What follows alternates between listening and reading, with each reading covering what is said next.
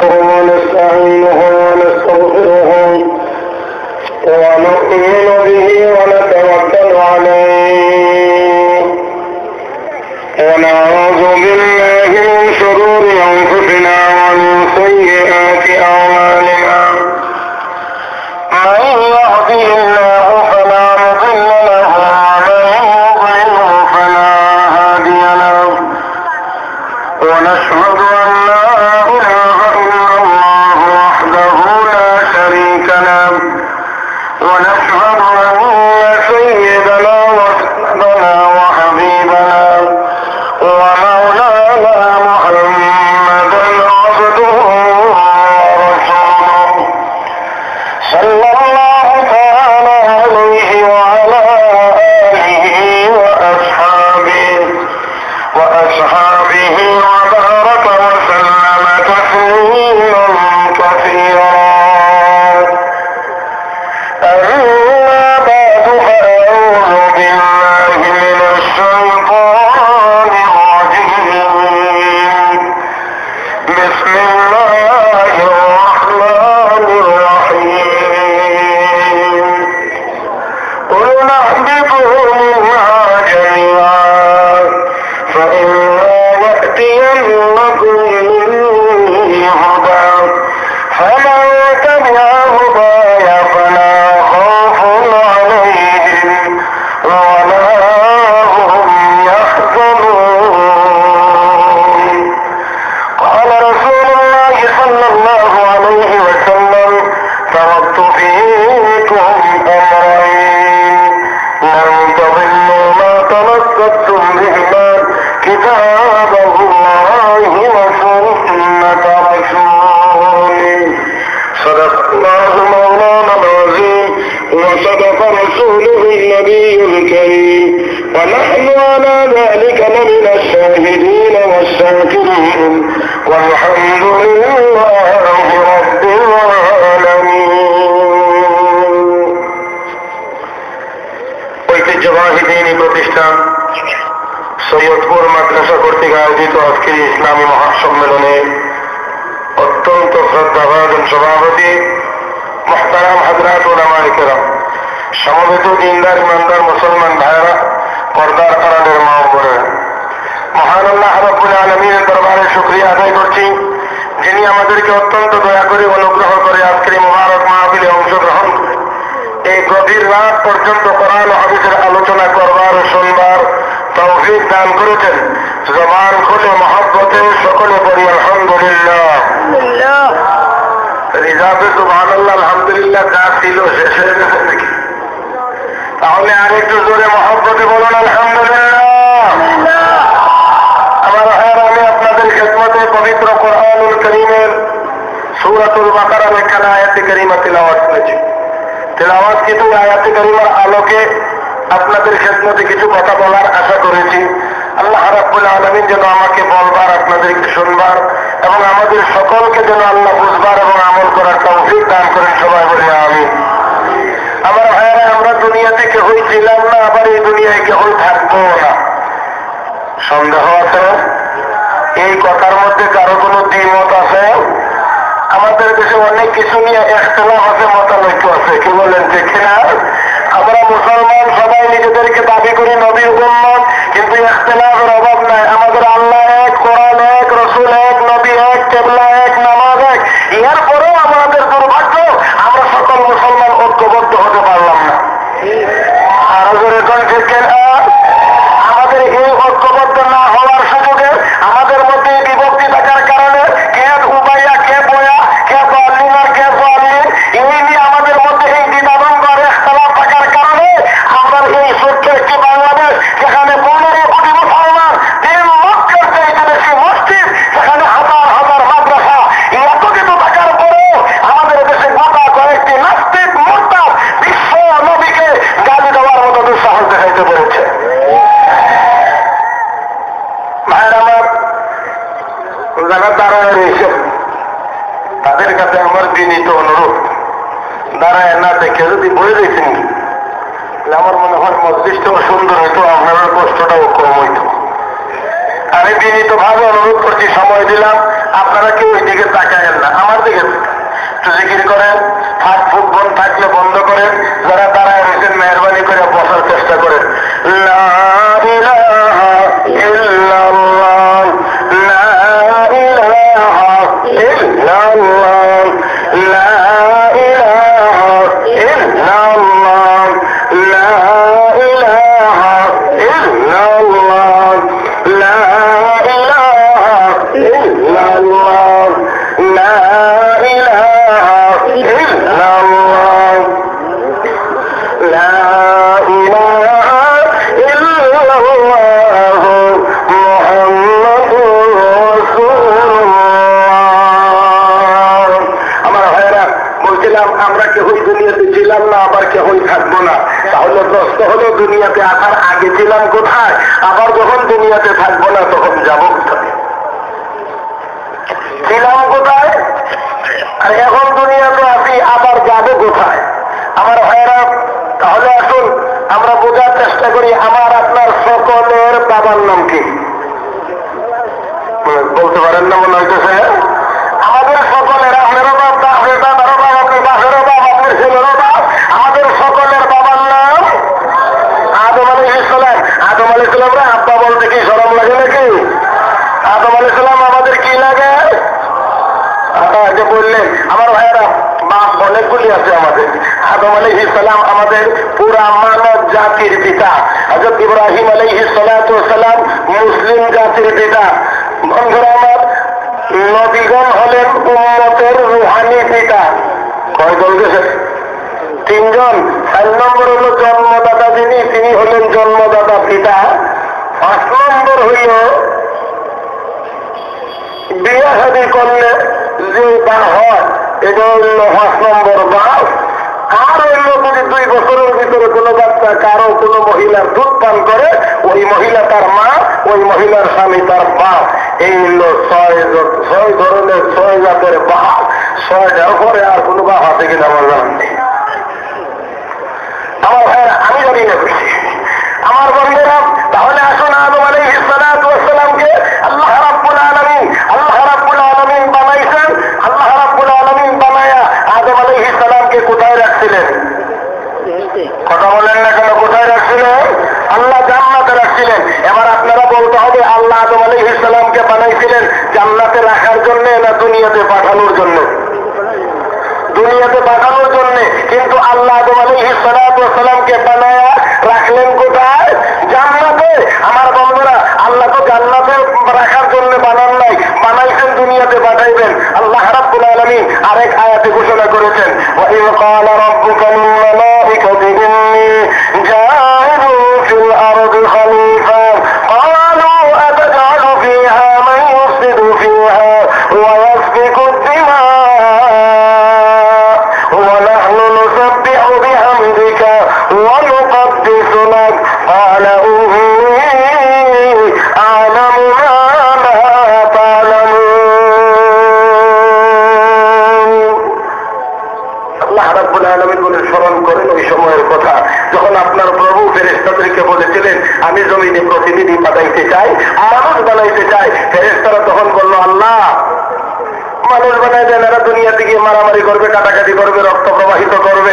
আপনার গুণগান গাওয়ার জন্য তো আমরাই যথেষ্ট, আমরাই তো গুণগান গাই। আল্লাহ বলেন ইন্নী আ'লামু মা লা তা'লামুন, আমি যা জানি তোমরা তা জানো না, আমি যা জানি তোমরা তা জানো না। আমার ভাইয়েরা, আল্লাহ রাব্বুল আলামিন কি জানেন ফেরেশতারা তা তো জানার কথা না, জানবেনও না। আমার বন্ধুরা, ফেরেশতারা আল্লাহর গুণকীর্তন করে, আল্লাহর প্রশংসা করে, আল্লাহর তাসবিহ তাহলিল করে, অবশ্যই কথা ঠিক বন্ধুরা আমার। তবে মানুষ যে আল্লাহকে ডাকে, মানুষের ইবাদতের পাওয়ার ফেরেশতাদের ইবাদতের চাইতে পাওয়ার বেশি। আরো জোরে কর। কারণ হলো ফেরেশতার কোনো চাহিদা নাই, ফেরেশতারা কেউ টানে না, ঠেলে না। আমি আপনাদেরকে বলি, আপনাদের আশেপাশে নদী আসেনি না নাই? নদী আছে। নদীর মধ্যে পানির উজান বাটি, বুঝেননি? উজান বাটি, উজান পানির স্রোত আছে, এটা দেখছেন তো আপনারা?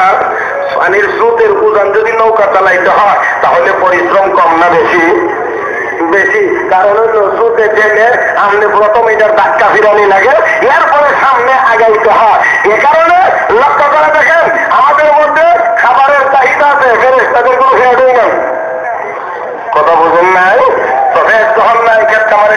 দরকার নাই, মাছ ধরার দরকার নাই, চাকরি করার দরকার নাই, ব্যবসার দরকার নাই, লন্ডন যাওয়ার দরকার নাই, আমেরিকা যাওয়ার দরকার নাই। কাজেই তার তো ইবাদত করতে আর কোনো অসুবিধা নাই। আবার খাওয়া দাওয়া হইলে সেসব দেখা নেওয়া দরকার আছে না নাই? আছে। শুধু তা না, খাওয়ার যখন লাগে এই হেডের কিছু অসুবিধা আছে, ডিস্টার্ব আছে, এটার জন্য আবার ডাক্তারের কাছেও যাওয়া লাগে, যেরকম ঠিক না ঠিক ফেরেশতাদের কেটা নাই। আরেকটা হইল আমার বিয়া সাথে করার লাগে, ফেরেশতাদের করার লাগে না, কারণ এরা এটাও নাই, এর চাহিদা নাই। আপনারা বলেন তো দেখি, এখন আপনারা বলেন ফেরেশতাদের কোন চাহিদা না? আল্লাহ কইছে আল্লাহু আকবার, তুমি আল্লাহু আকবার, আল্লাহু আকবার। কোন প্রান্তর নাই, কোন খ্রিস্টান নাই, কেউ ধাক্কায় না। আমার ভাইয়েরা, এই জন্য মানুষের এই চাহিদা আছে, চাহিদা আছে। এই চাহিদা থাকার পরও পিছন দিকে টানে, এরপরও যখন ধাক্কায় আল্লাহর বান্দা আল্লাহর ভয়ে গিয়ে ইবাদতে দাঁড়ায়, তখন ওই ইবাদত ফেরেশতার ইবাদতের চাইতে বেশি পাওয়ারফুল হয়ে যায়। বন্ধুরা আমার, যাই হোক, আসুন আমি শুধু সামনের দিকে আগাইতে চাই। খুব লম্বা সময় না, কম সময় আমি কথা শেষ করব। বন্ধুরা আমার, এর আগে দুইটা কইরা, এটা 3 নম্বরটা চলে, এটা কইরা রওনা দিতাম আগামীকাল প্রোগ্রাম কক্সবাজার। অতএব আমি আপনাদের কাছে সৈয়দপুর মাদ্রাসা এটা বরকতের জন্য এখানে আওয়া লাগে। কাছাই গেছিলাম, বিশ্বনাথ গেছিলাম, রশিদপুর থেকে তখনই বিবাড়ি আর কামরা লয়ে নিতাম। কিন্তু চিন্তা করলাম যে না, যতই আগে যাইতাম চাই, যদি গিয়া দেখি রাস্তার মধ্যে জাম ফেলে গেছে তো কি হইব। কারণ এর আগে কয়েকদিন আগে একবার চট্টগ্রাম গেছিলাম, চিটাং থেকে বিবাড়ি আইতে আমার সময় লাগছে মাত্র 21 ঘন্টা। কয় ঘন্টা? 21 ঘন্টা। কাজে এই বুজুর্গ আমি দিন ধরে যদি অসন্তুষ্ট করি, তাহলে এমন আর এক্সামও যদি হয়ে যায় আবার কয় ঘন্টা যায় কে জানে।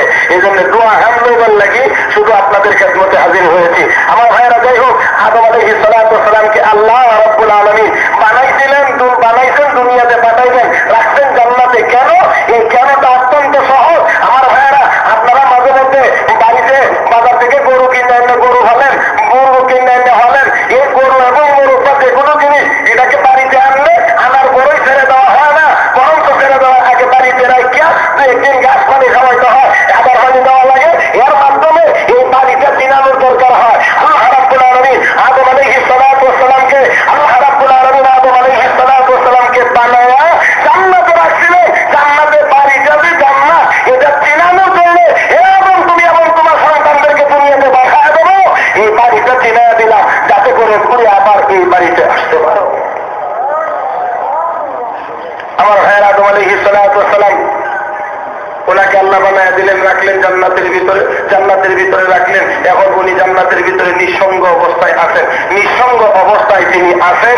এখন ভালো লাগতেছে না, একা একা। আল্লাহ তো বুঝেন যে ভালো যে লাগে না, এটা তো আল্লাহ বুঝেন। আল্লাহ রাব্বুল আলামিন হযরত হাওয়া আলাইহিস সালামকে একসাথে বানাইয়া হযরত আদম আলাইহিস সালামের সামনে হাজির করে দিয়েছে।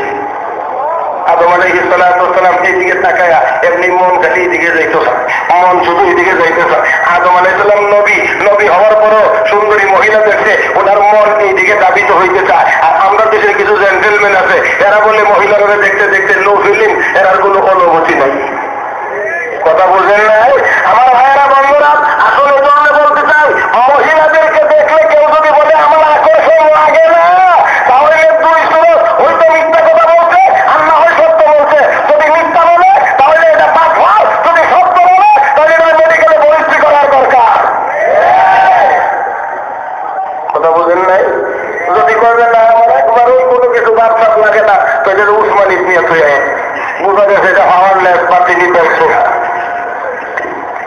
আদম আলাইহিস সালাম এখন বলবেন নবী হইয়া আদম আলাইহিস সালাম মহিলার দিকে কেমনি ভিতরে কল্পনা, এটা দোষের কিছু না, এটা মানবীয় বৈশিষ্ট্য, এটা মানুষের আকর্ষণ। এই আকর্ষণ দিয়েই আল্লাহ বানাইছেন নারী পুরুষ। আমার ভাইয়ের, এটা দোষের কিছু না। এনে উলামায়ে কেরাম আছেন, আমি আপনাদেরকে শুধুমাত্র বলতে চাই, রমজান মাসে রোজা রাখলে পানির পিপাসা লাগেনি না লাগে না?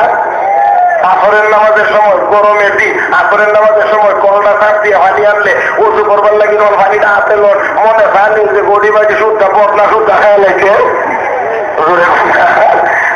গ্লাসটা পানি দেবো, গ্লাস তো খায় না তো মনে হয় এরকম পিপাসা। কিন্তু বলেন তো দেখি, পানি পান করেন আপনারা রোজা দেখে? কেউ কথা বলেন না, এই রোজা থেকে পানি পান করে কেন? আল্লাহর হুকুম এখনো আসে নাই, পান করার অনুমতি এখনো আসে নাই। আমার ভাইয়েরা, তাহলে একটু খেয়াল করে দেখেন, পানি দেখলে পিপাসার্থ মানুষের মন চাওয়া, এটা মানবীয় বৈশিষ্ট্য।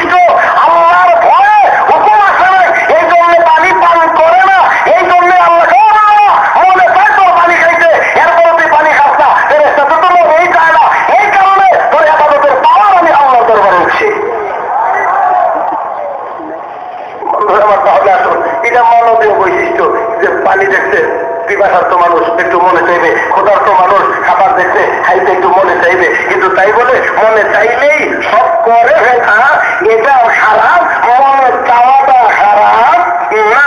আদম আলাইহিস সালাতু ওয়াস সালাম আল্লাহ কে আদম সাবধান, কোন দিকে যাও, যাও কোন দিকে, মন কোন দিকে দৌড়াদৌড়ি করে, আগে বিয়া শাদী করে নাও, বিয়া শাদী কি আল্লাহ করে লিখতে হয়ে যাবে, নাও দিলাম তোমার, এটা একটু বিয়া, কি বললেন ঠিক না? এখানে তো আর কিছু নাই, কাজী টাজি নাই, লেখন দেওয়া লাগছে না, সই টই দেওয়া হবে না। আল্লাহ বললেন হ্যাঁ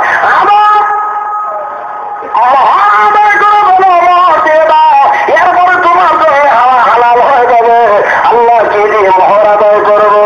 ও আমার আদম, আমার বন্ধু, রাহমাতুল আলামিনের উপরে কয়েকবার তোমার করে পড়ে নাও, এটাও তোমার বিয়ের মহর সাব্যস্ত হয়ে যাবে। আদম আলাইহিস সালাতু ওয়াস সালাম বিয়ার মোহর দিলেন, সব করলেন, এখন আরামে আনন্দে বসবাস করতেছে। আল্লাহ বলে দিতে এই গাছের কাছেও যায় না, সব খেয়ে লাও, এটার কাছে যায় না, যা হরো খাও আরাম করো, এই গাছের কাছে যায় না। আমার ভাইয়েরা, আদম আলাইহিস সালাম শুধু গেছেন না, গিয়া গাছের ফলও খাইছেন, গিয়া গাছের ফল খাইছে। আমার বন্ধুগণ আসেন, যে জিনিসটা বলতে চাই এখানে, আল্লাহ আদম আলাইহিস সালামকে সব দিলেন, আর জান্নাতের ভিতরে একটা গাছ না করে দিলে এটার কাছেও যায় না। এটা আমার বন্ধুরা, আল্লাহ আদম আলাইহিস সালাম গেলেন, খাইলেন, এটা ওনার কোনো দোষ না, কোনো অন্যায় না, কোনো গুনাহ না, কোনো অপরাধ না। কেন অপরাধ না? আপনার ছেলে স্কুলে যায় না, মাদ্রাসায় যায় না, বাইরে খেলে বয়ে দেখেন ক্রিকেট খেলে, আপনার বাজার থেকে জিলাপি আনছেন, রসগোল্লা আনছেন, আইনা জিলাপি বন্টন করে দিয়েছেন, রসগোল্লার ঘটনাটা ওখানে ঝুলে রাখছেন, কইছেন বাবা এটা বেরো না, জিলাপি যদি খায়া করে তো এটা ধরো না, এটা ধরো না, এটা যদি ধরো আর খায়া লাও, তাহলে বললাম তোমার কালকে কাটি কুটি লই আবার মাদ্রাসা যাও। এখন বাপের নিয়ত কি খাইতো না, না বাপের নিয়ত কি খাইতো না, না খাট খাট আর মাদ্রাসায় যাক। আল্লাহ না করে যে গাছের কাছে যায় না, এই জায়গার বৃত্তি বৃত্তি কেমন হইল, যাও খাও আর আল্লাহ থেকে বাইরে পিন্ডার যাও। এটা হইল কৌশল, এটা কৌশল। আমাদের দেশে অনেকে না বোঝার কারণে আম্বিয়া কেরামের দূর করার চেষ্টা করে, নবীরা গুনাহ করেছেন এরকম কথা বলার চেষ্টা করে। যারা বলে নবীদের গুনাহ আছে বা দোষ আছে, এরা হলো বেয়াদব। আরো জোরে খাও। আমার ভাইয়েরা, আদম আলাইহিস সালাতু ওয়াস সালামকে আল্লাহ কৌশল করলেন কেন? কারণ আপনারা মাঝে মধ্যে শহরে বন্দরে গিয়া অনেক অফিস আদালতে কাজকাম করতে গেলে অনেক এয়ার কন্ডিশন অফিস টফিস পাইনি, কতগুলো দেখি পাই না, গিয়েছেন গিয়া শুনেন যে 15 জন সিরিয়ালে আছে, আপনি রাখছে, তখন বেটা এয়ার কন্ডিশনের আরামের বাতাস পায়া সুন্দর করে বসে, দেরি হোক অসুবিধা নেই, আরাম হইলে খুব মজা করে এসির বাতাস খাইতে আছে, সিরিয়ালের আইতে আইতে আইতে আইতে তাইলে ডাক করছে, কাম শেষ করে তখন বাইরে যেতে গ্লাসটা ধাক্কা দিয়ে বাইরে আইছে, এমনি একটু গরম লাগে, কি বললেন ঠিক না? এখন বাইরে যা আর তো ভিতরে গিয়ে থাকতে পারতো না, ভিতরটা মজা কিনা আরাম হয়ে আছে, আরো কত বয়ে থাকতে পারতাম, ভালো লাগতো, রাইতে যদি ঘুমাইতে পারতাম আরো ভালো লাগতো, বাইরের বাতাসটা যদি কেমন কেমন লাগতেছে। এখন বলেন দুনিয়ার এসির বাতাসে যদি এত আরাম লাগে, জান্নাতের বাতাস কেমন আরাম, একটু কম। এখন যদি আল্লাহ এমনি আদম বেড়ে যাও, যাও দিনে যাওগা বেড়ে যাও, তাহলে দেখেন একটু চিন্তা করে, আদম আলাইহিস সালাম যখন আয়া দুনিয়ার পড়বো আর খারাপ গরম বাতাসটা লাগবে, তখন একটু বিড়ে আবার বিড়ে যায়, আল্লাহ আমার জান্নাত দিয়ে আবার বাইর করে দিয়েছে। এই জন্য আল্লাহ ফল খাওয়াই না, খাওয়াই এখন বাইরে বাইর করে দেয়, যাতে করে এই জন্য আল্লাহ এই গাছের ফল খাওয়াইলে, যাতে করে ওই গরমটা লাগলে একটু খারাপ লাগলে যেন মনে করতে পারে আমার তো বাইর করছি না, ফল খায় নানি বাইরে, কথা বুঝেন না?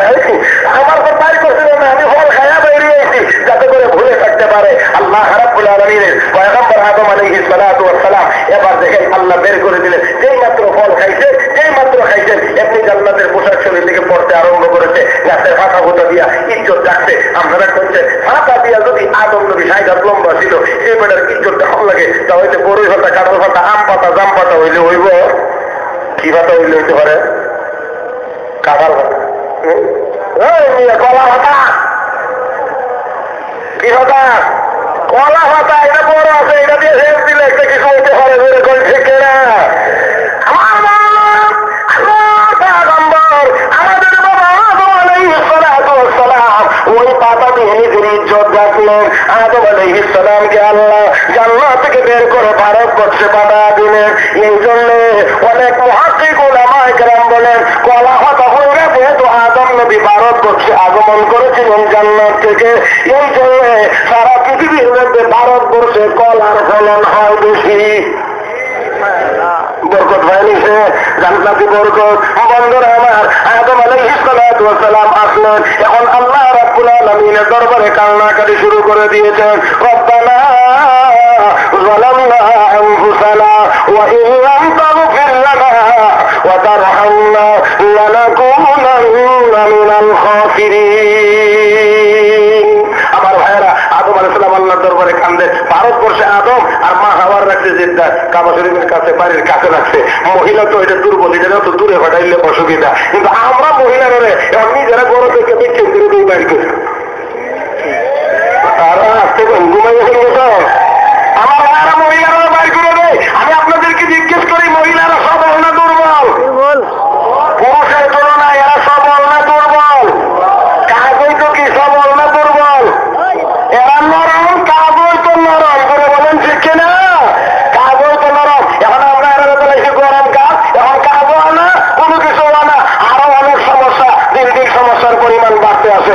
আমার ভাইয়েরা, এই জন্য আমি প্রায়ই বলে থাকি, চাক্কা ছিলেননি, গাড়ির চাক্কা, গাড়ির চাক্কার মধ্যে টায়ার আছে, টিউব আছে, রিং আছে। সবচেয়ে নরম হইল টিউব। এর জন্য এদের দুইটার মাঝখানে তখন লাগে।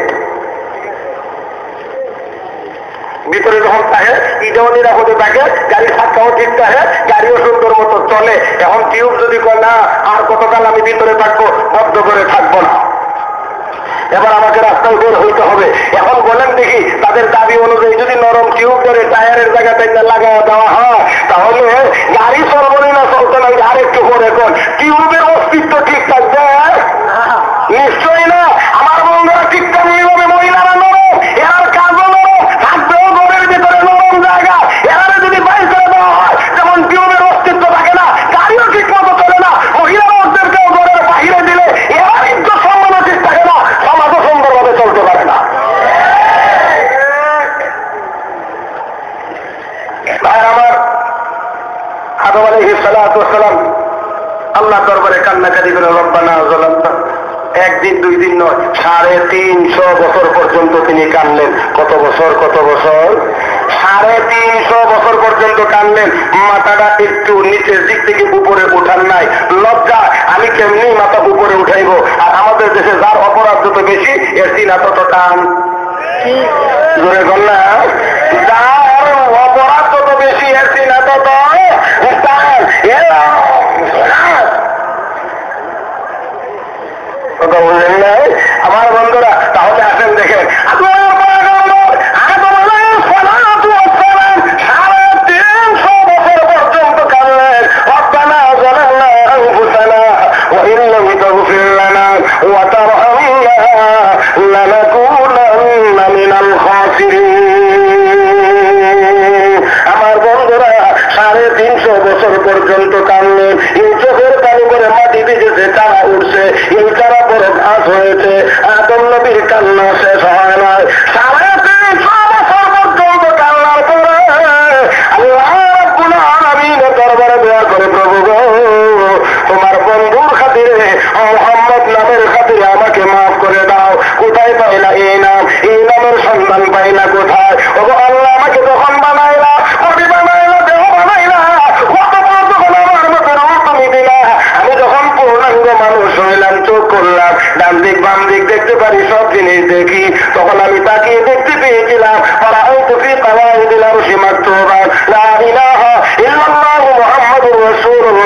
এই কালেমা লেখা দেখতে পেয়েছিলাম। এই যে নামটা তোমার নামের সাথে মিলানো, অবশ্যই নামটা তোমার বড় প্রিয়। এই নামের খাতিরে মাফ করে দাও। আল্লাহ রাব্বুল আলামিন বলে, আমার বন্ধুর খাতিরে তুমি মাফ চাইলা, আমি আল্লাহ তোমার 350 বছরের কান্না কবুল মঞ্জুর করি না। আমার ভাইয়েরা, দেখো আল্লাহ 350 বছর কান্দায়া এই নাম স্মরণ করে দিচ্ছে। এখানে একটা ব্যবহারও আছে। ব্যবহারটা হইল এই, অনেক সময় দেখবেন মাদ্রাসার ছাত্ররা কোনো কারণে কোনো এমন ভুলভ্রান্তি করে যাতে করে মাদ্রাসা থেকে নাম কাটা যায়। আসলে এরকম এখরাজ হয়ে যায়, তাকে পরিষ্কার করা হয়। এখন দেখা গেছে 5টা থেকে অপরাধ করছে, এর মধ্যে 3টা আসলে অপরাধী, আর 2টা কোনো সময় অতীতে তার এমন কোনো রেকর্ড নাই, কিন্তু তালে হয়ে জলে হয়ে যেমনি যেমনি করে লেছে। এখন করে নেওয়ার পরে এখন দেখেন বাইর করতে তো কারণে তো বাইর করা লাগে সবাই রে, অল্প নটিয়া ঘুরে কাম হইতো না, বাকি দুইটারে আবার হুজুর দিছে এমনি এমনি এমনি এমনি দরকার তোদের লিখিয়া মুক্তার সবার কাছে লই আইস। কথা বুঝেন নাই? এমনি এমনি লেখালে ভাই এখন দেখেন ও যখন এমনি এমনি লই আইছে দরখাস্ত মঞ্জুর। এখন আল্লাহ আদমও 350 বছর কান্নার পরে যখন আল্লাহ তোমার নবীর খাতিরে তোমার বন্ধুর খাতিরে মাফ করে দাও, আল্লাহ কই দরখাস্ত ঠিক হয়ে গেছে, ঠিক হয়ে গেছে, তোমার 350 বছরের কান্না কবুল মঞ্জুর করে নিলাম। যেই নবীর নাম নিয়ে যেই নবীর খাতিরে আদম নবীর 350 বছরের উপর কান্না আল্লাহ দরবারে কবুল মঞ্জুর হয়, এমন নবীর উম্মত আমাদেরকে আল্লাহ বানাইছে। আর এই নবীকে বাংলার জমিনে কোন নাস্তিক মুরতাদ গালি দেবে আর মুসলমান নীরবে বসে থাকবে তা কোনদিন হইতে পারে না। আমার ভাইয়েরা আসুন, হযরত আদম আলাইহিস সালাতু ওয়াস সালামকে আল্লাহ রাব্বুল আলামিন এবার 350 বছর পরে কান্না কবুল ও মঞ্জুর করলেন। এই যে আল্লাহ দুনিয়াতে পাঠায় দিলেন, এই কথাটাই আল্লাহ রাব্বুল আলামিন তিলাওয়াত কিছু আয়াতের ভিতরে ঘোষণা করেছেন। কুল্লা হাবিতু মিনহা জামিআ ফা ইম্মা ইয়াতিয়াকুম মিন্নি হুদা ফামান তাবিআ হুদায়া ফালা খাউফুন আলাইহিম ওয়ালা হুম ইয়াহজানুন। বের হয়ে যাও, সবাই বের হয়ে যাও, এবার সবাই বের হয়ে যাও। আল্লাহ আদম এবং হাওয়াকে বের করলেন, কিন্তু বলেন সবাই বার হও।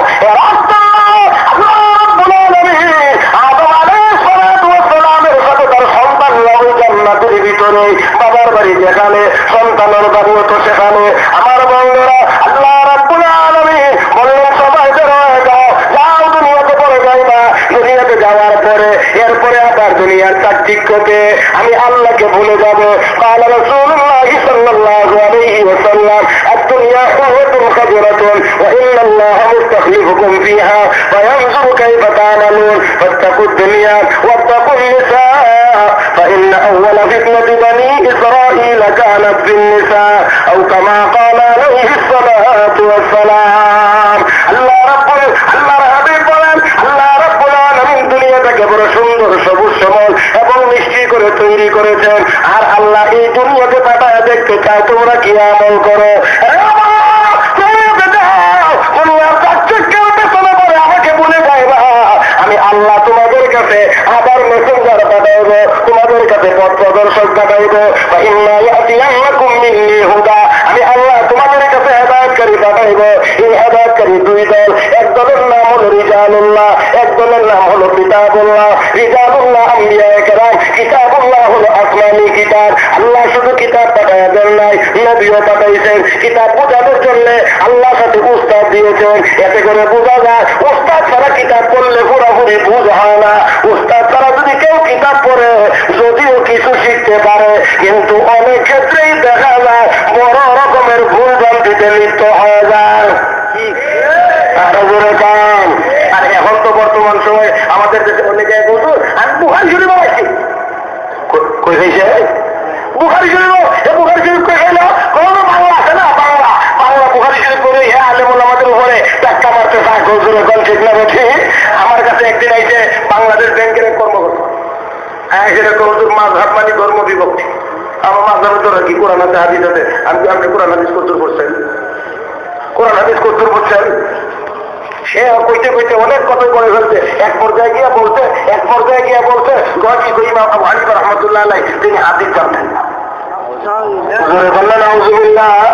ইমাম আবু হানিফা রাহমাতুল্লাহ আলাইহি হাদিস জানতেন না। জানো ইমাম আবু হানিফা সরাসরি নবীর সাহাবী থেকে হাদিস শিখছে। তার সিনার ভিতরে নবীর 4 লক্ষ হাদিস সংরক্ষিত ছিল। এবার হাদিস জানতেন, আমাকে তুমি কত হাদিস পড়তো, আমরা কত হাদিস পড়তাম বললে আমার কাছে আবু দাউদ শরীফ আছে বাংলা। আমি আবু দাউদ শরীফ তো বাংলা লেখা হয়েছে না, আবু দাউদ শরীফ তো আরবি। আবু দাউদ শরীফ তো আরবি, বাংলা হাজার আলেমুল অনুবাদ করছে। আমি তো অনুবাদে হাদিস আপনি মিলে করতে পারেন তো, শব্দটার আরবি এটা না, আমি হাদিস পড়ি এরপর এটার বাংলাটা পড়ি, তাহলে বাংলাতে হচ্ছে না না হচ্ছে এটাও তো আপনি জানেন না, আপনি তো ভুলে নিয়েছে। তাহলে আপনি যদি বাংলা অনুবাদ করিয়া আবু দাউদ শরীফের কয়েকটা হাদিস পড়িয়া আপনি ইমাম আবু হানিফার উপরে হাত দিতে শুরু করছেন, হাত দেওয়া আরম্ভ করছেন, কয়েকটা আবু দাউদ শরীফের বাংলা অনুবাদ হাদিস পড়িয়া আপনি মনে করছেন আপনি সবকিছু শিখে ফেলছেন। এত বড় কথা আপনার মুখে, আপনার তো দাঁড়িয়ে করুন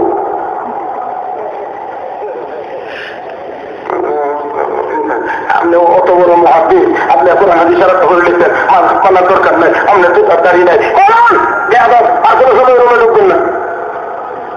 ইমাম আবু হানিফার উপরে কথা আন্দাজ করতে পারেননি। ইমাম আবু হানিফা কই আর এই ছাগল ভাবু কই মিয়ার সাথে পাহাড়ের মধ্যে ছাগলে গিয়ে যে সিংটা কোথা মারে পাহাড় লড়ে না, ছাগলে সিং মাঙ্গে কোন ইমাম আবু হানিফা কই আর অন্যরা কই আর কে কয়টা কই, এরা তো ঠিক করে হলায়া ভালো করে জায়গা দিল কুল্লা সোরাটা ঠিক করে বুঝতো না। আরো করে কোন ঠিক কেনা ইমাম আজম আবু হানিফা রহমতুল্লাহ গেলে তিনি কাবা শরীফের সামনে গেলেন, কাবা শরীফের সামনে গেলেন গিয়া কাবা শরীফ তোয়াফ করে মাকাম ইব্রাহিমে দাঁড়াইলেন, 2 রাকাত নামাজের নিয়ত করে ডান পাওটা নিচে দিয়েছেন, বাম পাওটা উপরে দিতেন, দিয়া 15 পারা কোরআন শরীফ তেলাওয়াত করে রুকু দিয়েছেন। আর একটু আসতে করেন চিন্তা দাঁড়াইলেন, দাঁড়ায়া আবার এক পা দাঁড়ালেন, বাম পা নিচে ডান পা উপরে দিয়ে বাকি 15 পারা কোরআন শরীফ তেলাওয়াত করলেন, 2 রাকাত নামাজ আদায় করলেন, আল্লাহ দরবারে হাত তুলে দোয়া করেন, প্রভু যতটুকু পরিমাণ তোমার ইবাদত করার কথা ছিল আল্লাহ করতে পারি নাই, তোমার মারিফত যতটুকু অর্জন করার কথা ছিল ওটা অর্জন করতে পারি নাই। বন্ধুরা আমার তুরুল মুখতার সরে তানবীর আবসারের মুকদ্দমার ভিতরে রয়েছে কাবা শরীফের অপর প্রান্ত থেকে জবাব এসেছে, ও আবু হানিফা আমার যতটুকু মারিফত অর্জন করার কথা ছিল করতে পেরেছো, আমার ইবাদত যতটুকু পরিমাণ করার দরকার ছিল তুমি আবু হানিফা ততটুকু পরিমাণ করতে পেরেছ।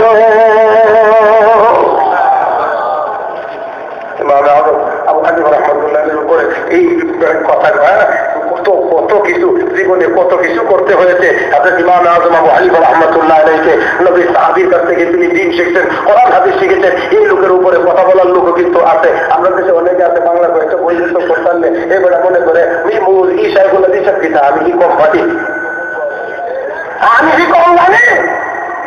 বুখারী শরীফের কথা কয় 5টা কিতাবের মাধ্যমে বুখারী শরীফ থেকে বেহুদ জানতাম।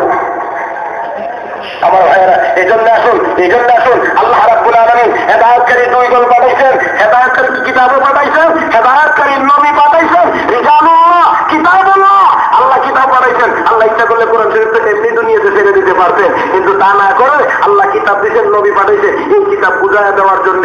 অতএব বোঝা গেল দ্বীন শিখার জন্য উস্তাদের প্রয়োজন আছে, জোরে কোন ঠিক না উস্তাদের প্রয়োজন আছে। আমার ভাইয়েরা বন্ধুরা আমার, তাহলে আসুন দেখেন আল্লাহ এই 2 দল হেদায়েতকারী পাঠাইছেন। আমার বন্ধুরা আল্লাহর পয়গম্বরগণ বিশ্বনবী রাহমাতুল্লিল আলামিনের মাধ্যমে নবুয়তির ধারাবাহিকতা আল্লাহ শেষ করে দিয়েছেন। তবে নবীর উপরে নাযিল করা কোরআন এখনো আছে না নাই, হাদিস এখনো আছে না নাই, তাহলে কিতাবুল্লাহ সিলসিলা জারি আছে, আল্লাহ রাখবেন কিয়ামত পর্যন্ত।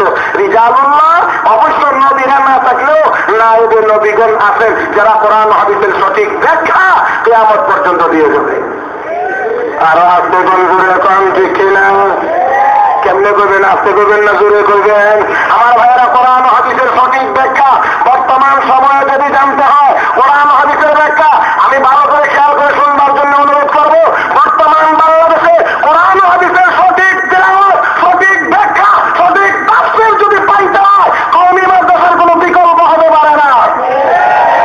আমার ভাইয়েরা আরেকটি কথা না বললে হয় না, কওমি মাদ্রাসার বিরুদ্ধে চক্রান্ত ষড়যন্ত্র আজকের নতুন না, আগেও ছিল এখনো আছে। এই ষড়যন্ত্র মোকাবেলা করে আল্লাহর মেহেরবানিতে কওমি মাদ্রাসাগুলি টিকে আছে। আমি বলতে পারি কওমি মাদ্রাসা যদি বন্ধ হয়ে যায় জানাজাদা আল্লু কত তলাশ করে পাওয়া যাবে না। ভাইয়ের আমার আসুন, আল্লাহ আমাদের সবাইকে বুঝার তৌফিক দান করুন, সবাই বলি আমিন। যাক, অনেকেই অনেক রকমের অনেক ধরনের চিন্তা ভাবনা করবে, এর ভিতর দিয়ে আল্লাহ এই পর্যন্ত টিকায় রাখছে এবং টিকায় রাখবেন, ধরে বলেন ঠিক কিনা আমার ভাইয়েরা বন্ধুরা। যাই হোক, আসুন আমি আমার কথাগুলি খুব সংক্ষেপেই শেষ করার চেষ্টা করব। আল্লাহ যেন সুযোগ দান করেন, তৌফিক দান করেন। কম সময় একটু বেশি কথা বলতে চাই, আপনারা একটু সহযোগিতা করবেন, রাজি আছেন তো ইনশাআল্লাহ? আল্লাহ রাব্বুল আলামিন বলেন ফাইন্না ইয়াতিয়ান্নাকুম মিন্নি হুদা ফামান তাবিআ হুদায়া ফালা খাউফুন আলাইহিম ওয়ালা হুম ইয়াহজানুন। হেদায়েত করে আসবে যারা এই কোরআন সুন্নাহর অনুসরণ করবে, কোরআন হাদিসের অনুসরণ করবে, কোরআন সুন্নাহর অনুসরণ করবে। আল্লাহ রাব্বুল আলামিন বলেন ফালা খাউফুন আলাইহিম, তাদের কোনো ডর নাই, তাদের কোনো ভয় নাই। আমার বন্ধুরা, একজন মানুষের জন্য তার সামনে 6টা ভয়ের ঘাঁটি আছে, 6টা। 1 নম্বর ভয়ের ঘাঁটি হলো তার মওত। মওত হলো ভয়ের ঘাঁটি। আল্লাহ রাব্বুল আলামিন বলেন কোনো ভয় নাই। বন্ধুরা আমার কথা শুরু করেছিলাম, আমরা জান্নাতে আসলাম দুনিয়াতে, আবার যাইতে চাই জান্নাতে। আল্লাহ রাব্বুল আলামিন বলেন ওয়ালা খাউফুন আলাইহিম, তারপর ভয় নাই। 1 নম্বর ভয়ের জায়গা হলো মওত। মওতের সময় যেই লোকটা ঈমানদার হবে, নেককার হবে, কোরআন সুন্নাহর অনুসারী হবে, কোরআন ও হাদিস অনুসরণ করে চলবে, আমার বন্ধুরা আল্লাহ বলেন তার ডর নাই মওতের ঘাঁটিতে। কেমন করে মৃত্যু সজ্জায় শায়িত যখন হবে, আল্লাহ রাব্বুল আলামিন ফরমান ইন্নাল্লাযীনা ক্বালু রাব্বুনাল্লাহু সুম্মা ইসতাকামু তাতানাজ্জালু আলাইহিমুল মালায়েকা আল্লা তাখাফু ওয়া লা তাহজানু ওয়া আবশিরু বিল জান্নাতিল্লাতী কুনতুম তুআদুন। আল্লাহর ওই বান্দা বান্দি যখন ইন্তেকালের সময় হবে, আমার পক্ষ থেকে স্পেশাল রহমতের ফেরেশতা তার করে নাযিল হবে। আর তাকে বলবেন আল্লাহর বান্দা বান্দি, ভয়ের কোনো কারণ নাই, তোমরা ভয় পেও, তুমি ভয় পেও না, তুমি ভয় পেও না। ওই জান্নাতের সুসংবাদ গ্রহণ করো, যে জান্নাতের ওয়াদা করা হয়েছে। নাহনু আউলিয়াউকুম ফিল হায়াতিদ দুনিয়া ওয়া ফিল আখিরা, আমরা তোমার সঙ্গী দুনিয়াতেও এবং আখিরাতেও, দুনিয়াতেও আখিরাতেও। ওয়া লাকুম ফিহা মা তাশতাহি আনফুসুকুম ওয়া লাকুম ফিহা মা তাদউন। আর ওই জান্নাতে তুমি যা চাইবা, মনে মনে যা কিছু ইচ্ছা করবা তাও দেওয়া হবে, আর মুখে যা দাবি করবা তাও তোমাকে দেওয়া হবে।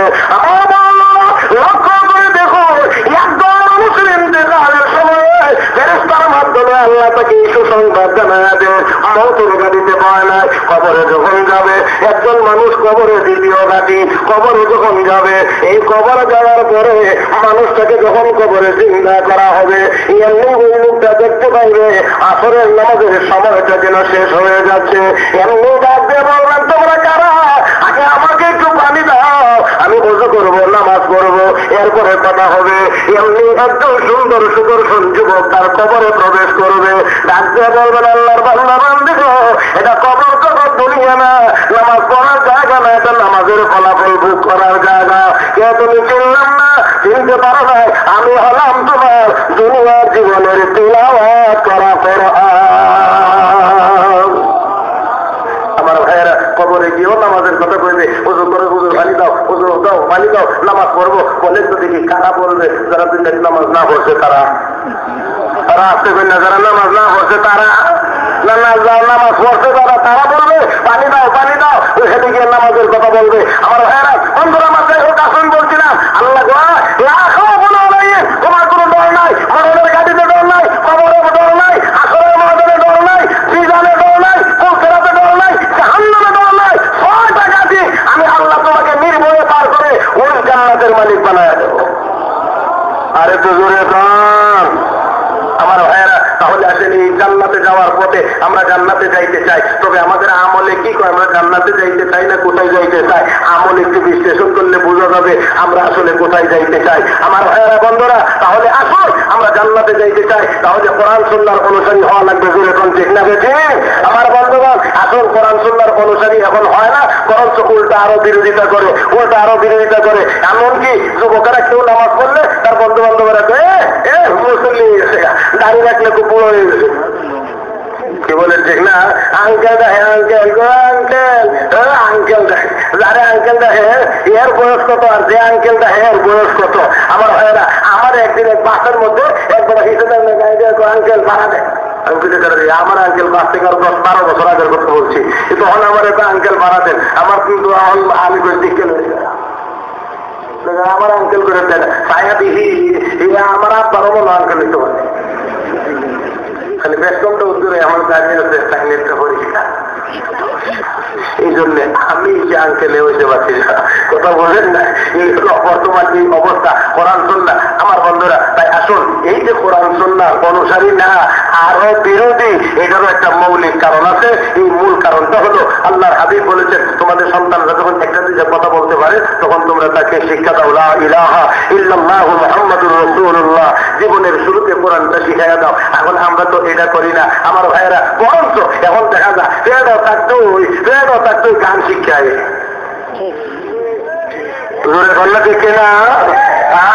আর এখন দেখেন যুবকেরা, আর এখন যুবকেরা এই গান শিক্ষা গানের বান্দার এদের ফেদের ভিতরে, আর মহিলারা আমাদের দেশের যুবতীরা গান গায়, বন্ধু যখন বললে আমার বাড়ির সামনে দিয়ে একটা যায়, আমার বুকটা হচ্ছে যায়, কথা বলেন না। এখন যুবতী গান গাইবে, বন্ধু যখন বললে আমার বাড়ির সামনে দিয়ে একটা যায়, আমার বুকটা হচ্ছে যায়, আর যুবকে করবে আমার বুকটা জোড়াটা হোক, এমন তো করবে আমিও হরে এলাম। এই জন্য নারী নির্যাতন বন্ধ হয় না। আরো জোরে কন আমার ভাইরা, আমি বলতে পারি গান হলো জেনার মন্ত্র। এই দেশে যদি নারী নির্যাতন বন্ধ করতে হয় তাহলে অবশ্যই আগে গান বাজনা বন্ধ করতে হবে, সিনেমা হল বন্ধ করতে হবে। কিন্তু বন্ধ করবো কোনটা? করতো কোনটা? করতো সিনেমা হল বন্ধ, আর ভাগলেরা কি কমি মাথা বন্ধ করে আর বন্ধ করবার জন্য কোনো জিনিস হয় না। এই দেখেন না বন্ধ করবার লাগে যে এই সিনেমা হল বন্ধ করে দেওয়া হলো, এটা করতো না না করে এইটার হোক আয়ান বদল। আমার ভাইরা যাই হোক, আসুন যতই ষড়যন্ত্র হোক, ষড়যন্ত্রের জালে নিজের জালে নিজেই ধরা পড়তে হয়। কুয়া আর একজনের জন্য খনন করলে নিজেই কুয়া ছুঁড়ে মরতে হয়। আরো যেরকম দেখে না আবু জাহেল কুয়া খনন করছিল নবীরে মারবার লাগি, পড়ছে কে? কে পড়ছে? আবু জাহেল নিজেই পড়ছে। তোমার হাবারা বিরাম নিজাইহি ফাকাদ ওয়াকা, নিজেরই পড়া লাগে। আমার বন্ধুরা, আল্লাহ আমাকে আপনাকে সবাইকে বোঝার তৌফিক দান করেন, সবাই বলি আমিন। আমার ভাইরা, তাহলে আসুন আল্লাহ রাব্বুল আলামিন ফরমান, কোরআন সুন্নাহর অনুসারী যদি হও তাহলে তোমার সামনের কোনো ঘাটিতে ভয় নাই, কোনো ঘাটিতে তোমার ভয় থাকবে না। আমার ভাইরা, আর জান্নাতে গেলে যা মনে চায় তা পাবে। এখন তো আবার আরেক সমস্যা, আমাদের এদিকে কোন বেড়া বললে ওয়াজ শুনছে, মাওলানা সাহেব ওয়াজ করছে, জান্নাতে যা চাইবেন তাই পাওয়া যাবে। এমনি বেড়া তারা গজুর বিড়ি ভাবনি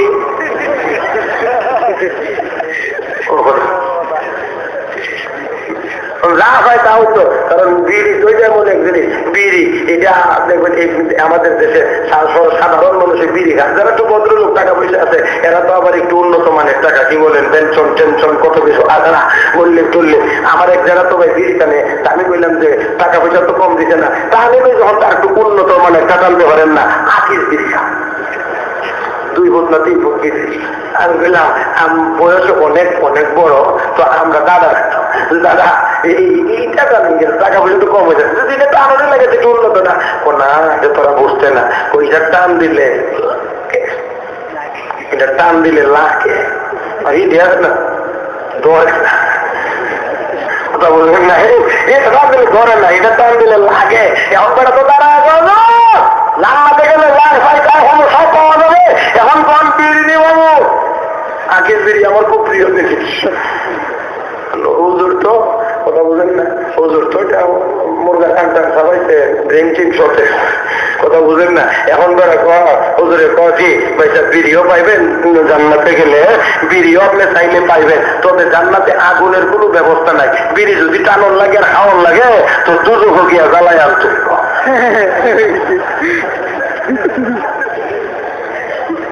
আমার ভাইয়েরা দুজকে গিয়া জ্বালায় আনতে গো। এখন বলছেন বিড়ি খেবার লাগে কেউ দুজকে যাইব, দূরে কর না, কেউ দুজকে যাবে, কেউ যাবে না, কেউ যাবে না। আমার ভাইয়েরা বন্ধুরা, তাহলে আসুন বলতে চাই, জান্নাতে গেলে যা পাওয়া যাবে সব ভালো পাওয়া যাবে, যেটা বলেন ঠিক নেবে ঠিক।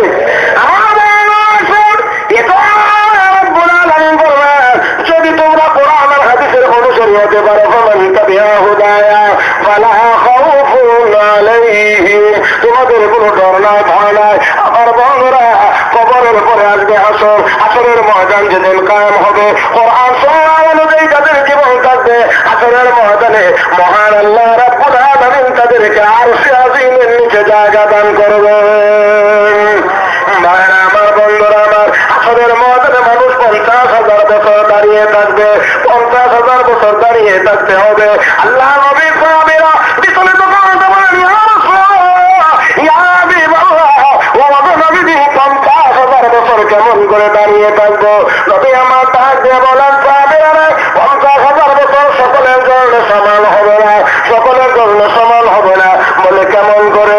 আল্লাহর হাবিব বলে, আমার সাহাবীরা দুনিয়ার জীবনে যারা 5 ওয়াক্ত নামাজ সঠিকভাবে আদায় করবে, আমি বললাম ঘোষণা দিলাম, আমার ওই নামাজি উম্মতেরা ফজরের 2 রাকাত ফরজ নামাজ, যোহরের 4 রাকাত ফরজ নামাজ ইমামের পিছনে দাঁড়াইয়া আদায় করতে যতক্ষণ তার কাছে মনে হয়, ওই হাসরের ময়দানের জান্নাতি নামাজি উম্মতের জন্য এই পরিমাণ সংক্ষিপ্ত হয়ে যাবে।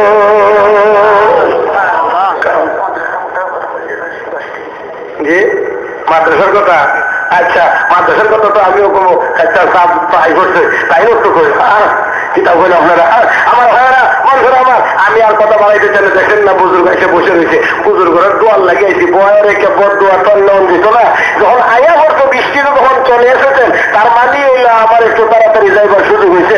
আলহামদুলিল্লাহ তাদের হায়াত আল্লাহ বরকত দান করো।